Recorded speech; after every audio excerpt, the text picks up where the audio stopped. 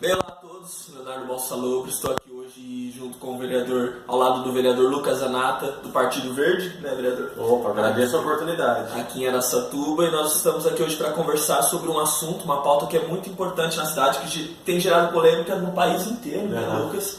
E que também chegou a Araçatuba. O Lucas ele propôs em 2017 a votação da escola sem partido na nossa cidade, não é? E aí houve um recebimento dessa proposta, que inclusive teve uma presença muito grande da população aqui na cidade. Né? Na verdade, foi até interessante porque foi um evento histórico para o Paraná Câmara.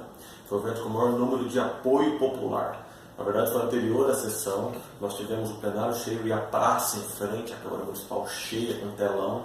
E nós temos já os dados, até pela contagem da PM, que foi o maior evento. Tem números certinhos? Mais de 600 pessoas. Mais de 600. Nunca houve na história da Câmara um apoio a um projeto que estava queria ser protocolado, com um número, uma adesão tão grande. E ali não foi, como você falou, não foi para votar o projeto. Não, foi só para fazer uma cerimônia de entrega simbólica. Isso mesmo, olha, tá aqui, nós queremos esse projeto de lei. Então, uma pergunta que eu já ia fazer aqui para você depois, eu acho que eu já nem preciso fazer, né? Como está o apoio da população?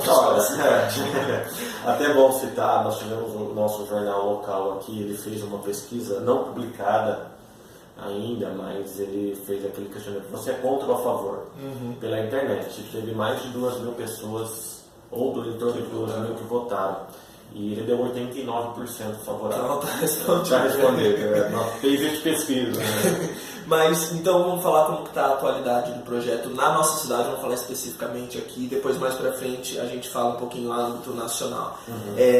O projeto iria ser votado antes da eleição, porém você pediu para retirar por conta da eleição, foi isso? O projeto já havia aqui passado até contra um parecer pela inconstitucionalidade, nós ganhamos essa votação e nós iríamos votar ele justamente entre aí o primeiro e o segundo turno. Como os ânimos estavam muito aflorados e havia toda uma preocupação da diretoria da Câmara, da própria presidência, de haver algum tumulto. Questão de segurança. Uma questão realmente de segurança. Nós jogamos essa votação mais para frente. Mas ia votar e cancelou de novo. Ia votar dia 22 de outubro, ia votar agora no início de primeira quinzena de novembro. Se não me engano, dia 12, se eu estiver errado com a data, mas ali, primeira quinzena de novembro.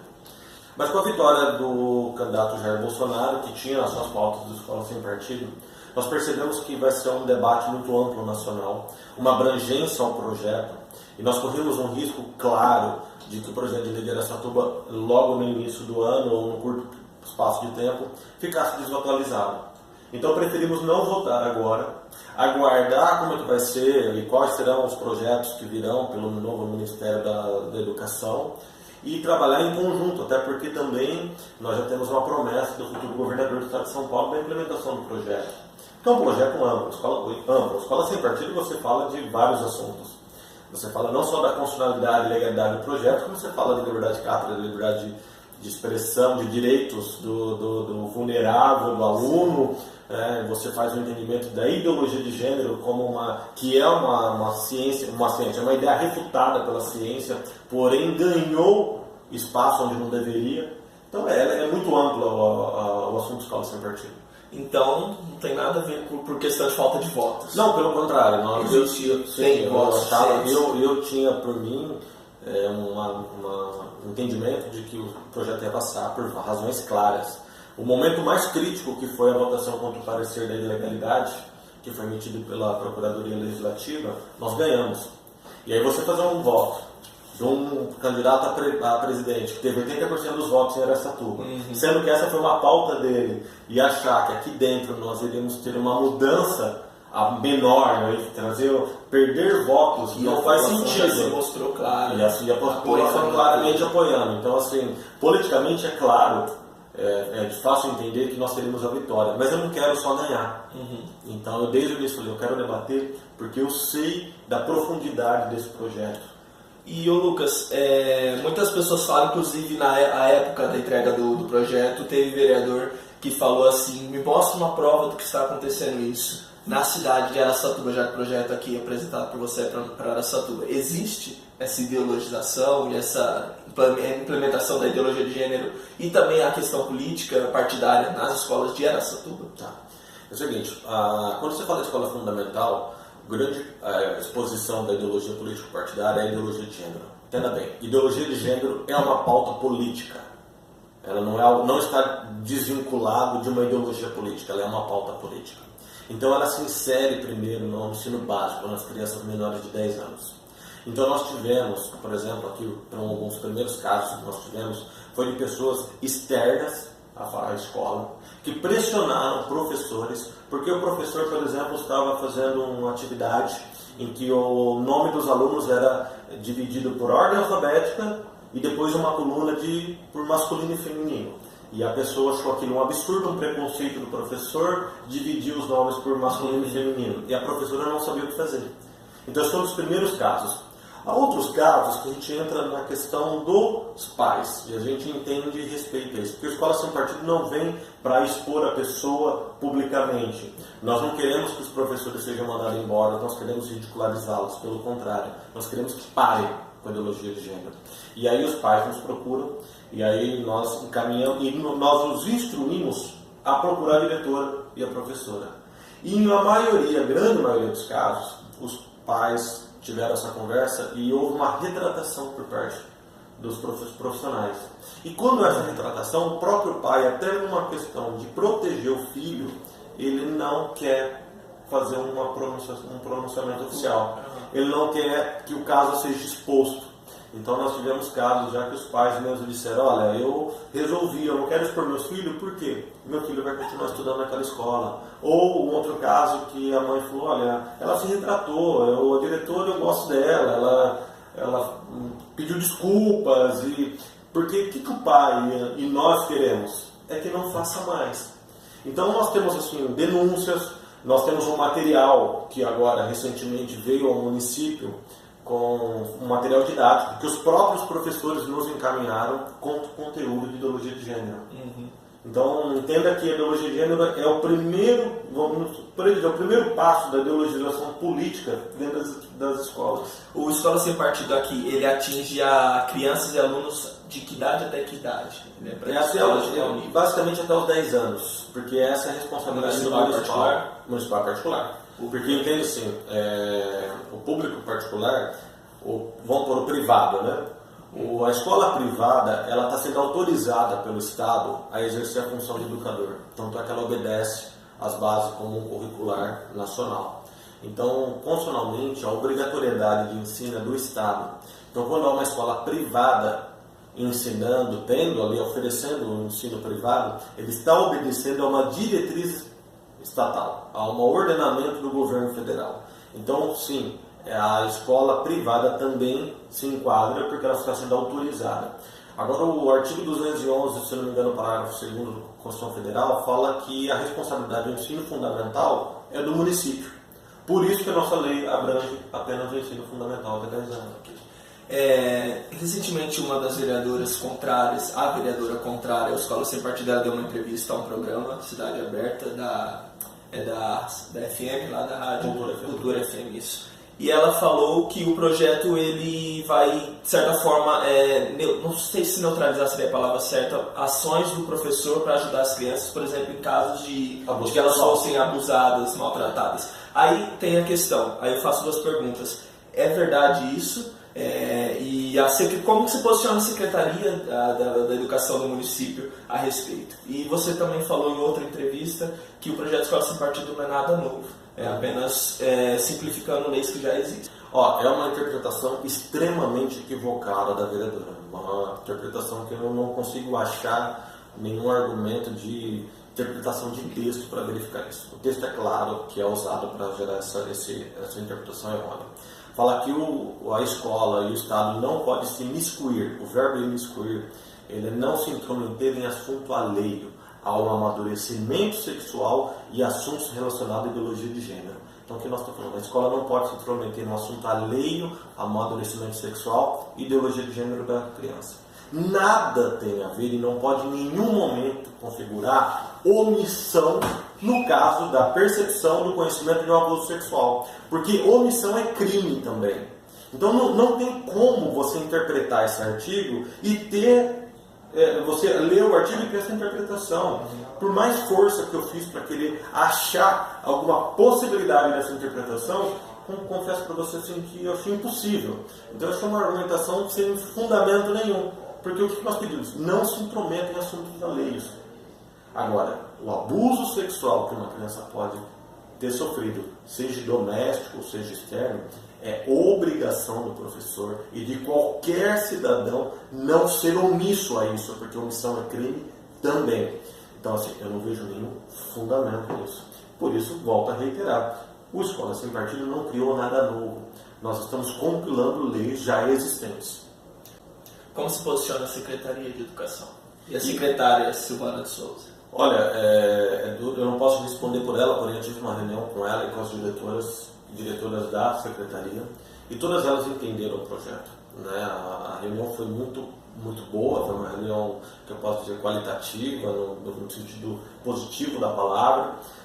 Entendem que o problema existe, porque uma coisa nós não podemos negar, e eu acho que mesmo os contrários que ainda não tentam negar isso estão desatualizados no debate.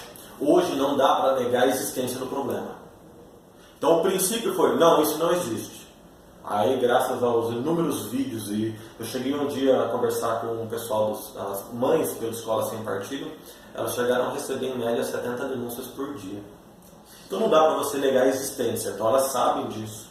O grande debate nosso agora é na eficiência do projeto de lei. É que ele, por isso até da minha decisão de retirá-lo. Eu não, como eu disse, né, não só aqui, como posso repetir novamente, eu não queria e não pretendo só ganhar a votação.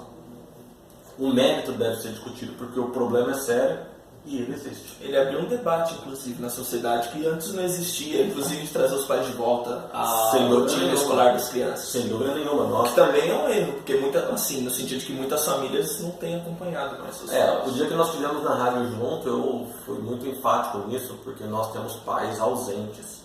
E pais posso adjetivar como pais banana, porque não são presentes na vida escolar do filho. Então acaba achando que a escola é o local de educação da criança e a responsabilidade de educar os filhos é dos pais. A escola em si coopera com os pais. Então pais ausentes é uma coisa que nós não podemos aceitar mais na nossa sociedade e lutar para que esse ato seja mudado.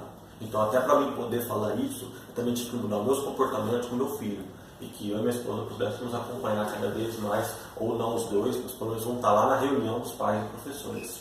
Então isso é algo claro. E outra, Escola Sem Partido tem uma grande vitória, que independente dessa sanção da lei, a verificação e o conhecimento da população sobre o assunto hoje é pleno e a população ela quer essa mudança proposta pela lei. Quem são a gente falou da população que apoia o projeto em geral? Existem entidades, grupos específicos que apoiam? Sim. Nós temos um apoio muito grande da UECAR, que é a União das Entidades de Classe, que reúne 30 entidades.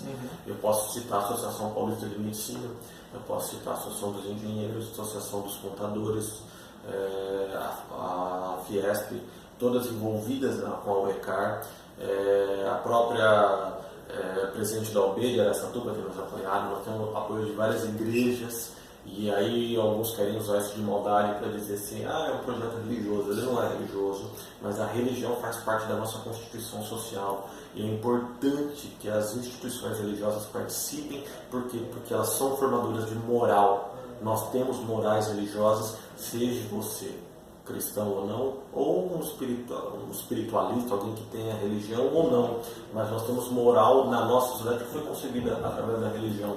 Então é importante a participação desses grupos. Então nós temos apoio assim, de ampla maioria da sociedade.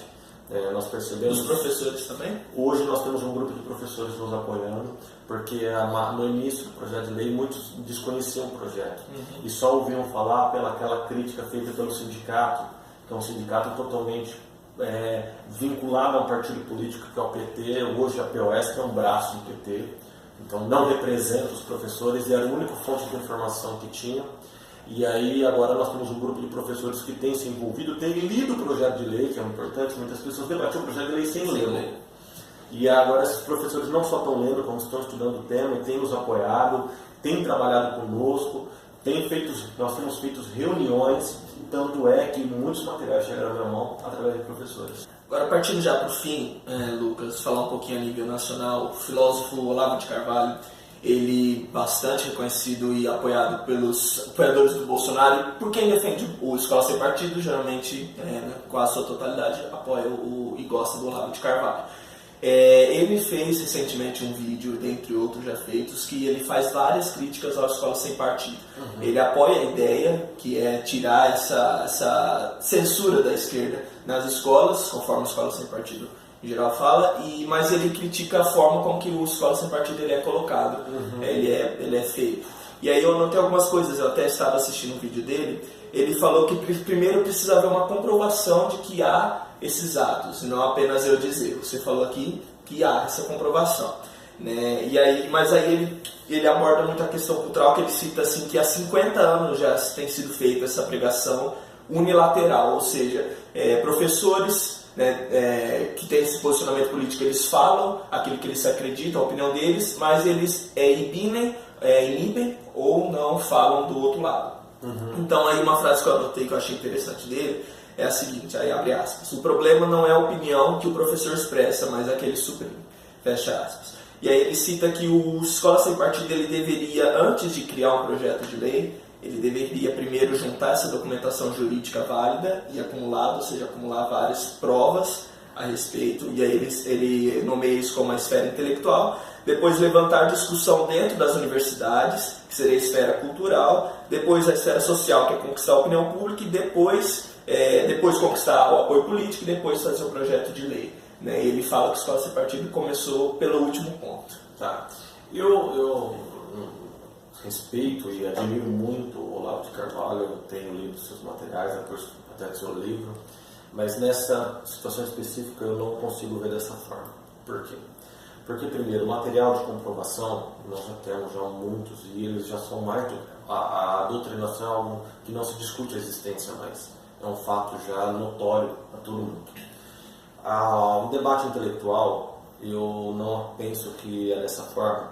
Nós temos que lembrar que tem vários casos. Eu posso tratar um de Pernambuco, que, se não me engano, Rodrigo Jugman, é um professor de filosofia da Federal de Pernambuco, que foi tentar fazer um debate e um evento para mostrar uma outra cultura, inclusive passar o filme do Olavo de Carvalho, que é o Jardim das Aflições, e fazer um debate sobre o marxismo cultural. Houve agressões físicas aos alunos participantes e a sala do professor dentro da Universidade Federal foi depredada, roubada, e não houve uma manifestação de apoio de nenhum docente, nem da reitoria da faculdade. Então, dizer que os intelectuais ou que a academia brasileira estaria aberta a essa discussão, eu acho muito difícil. A nossa percepção é que toda vez que foi feito eu até tenho dificuldade em propor aqui uma audiência pública, devido à agressividade que outras tiveram. A de Rio Preto foi um caso específico onde a agressividade dos contrários foi muito forte. Então você tem que trazer segurança, policiamento, para poder fazer um debate desse. Então, daqui 50 anos nós vamos ter então essa mudança, esperando que a academia vá se abrir para esse debate, onde ela é extremamente agressiva. Estive com Braulio Porto, vice-presidente da Escola Sem Partido, professor de pedagogia da UNB, pós-doutorado em sociologia, e ele falou: olha, Lucas, a gente ia para debate e nós éramos xingados. Houve uma audiência pública que foi agendada no Mato Grosso do Sul, na Assembleia Legislativa do Estado do Mato Grosso do Sul, onde foi impossível o debate devido à baderna promovida pelo Sindicato de Professores. Então, como é que você geraria um debate dentro da academia se ele é impedido de ocorrer? Então, nisso eu discordo do professor Olavo de Carvalho. O projeto de lei surgiu, e não pense você que, como eu, o grupo do Escola Sem Partido pensa que a simples sanção da lei resolveria o problema. Tanto é verdade que o fato de eu ter uma quase certeza, não poderia dizer plena certeza, porque a política sempre é um mistério, mas é uma possibilidade imensa de aprovação da lei, e eu retirei a lei. Por que eu retirei a lei?